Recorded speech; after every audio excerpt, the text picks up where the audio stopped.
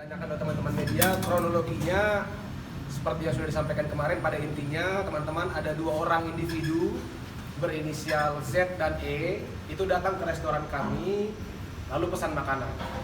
Nah, dalam proses pesan makanan ini sepertinya beliau berdua ini merasa terlalu lama proses untuk makanan ini dibuat. Pada akhirnya beliau berdua ini masuk ke dalam dapur lalu melakukan tindakan-tindakan yang tidak menyenangkan, bahkan melanggar hukum, termasuk diantaranya seperti yang kita sudah sampaikan, menghardik karyawan kami, mengancam akan memporak-porandakan dapur dan lain sebagainya. Pada akhirnya dikarenakan situasinya menekan karyawan kami, akhirnya makanannya diserahkanlah kepada mereka. Pasca makanannya diserahkan, mereka langsung keluar dari restoran tanpa membayar. Kalau ada yang mengatakan bahwa mereka lupa membayar, rasanya agak tidak mungkin. Kenapa? Karena karyawan dari Bibi Kelinci itu datang keluar mengikuti, membawa mesin edisi. Dan buktinya pun sudah kami serahkan pada polisi, ada di CCTV. Jadi ketika itu dia masuk ke dalam mobil, masih diikuti oleh karyawan kami.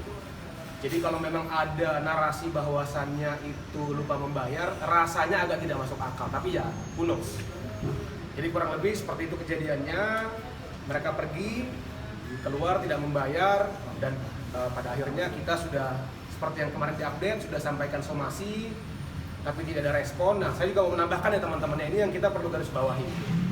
Jadi ada hari setelah kejadian, di mana yang berinisial Z ini datang ke sini, datang lalu berbicara, sampai pada akhirnya dia meninggalkan nama, alamat, dan nomor handphone.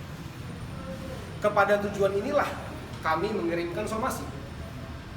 Tapi ketika tim kami berangkat ke lokasi, ternyata alamat tidak ada. Kita arahkan tim untuk bertanya kepada ketua RT, kepada orang setempat, itu tidak ada alamatnya. Tidak ada yang kenal yang bernama Zendi.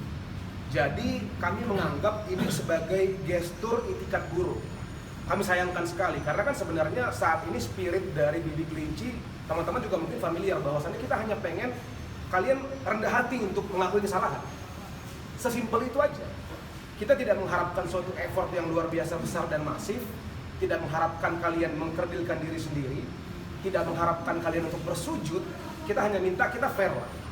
Ada bukti yang menunjukkan kalian datang seperti itu ke tempat kami dengan tidak baik, ada perlakuan kalian yang tidak pas kepada karyawan kami. Kami juga perlu menegaskan kepada karyawan kami bahwa kami sebagai company melindungi mereka juga.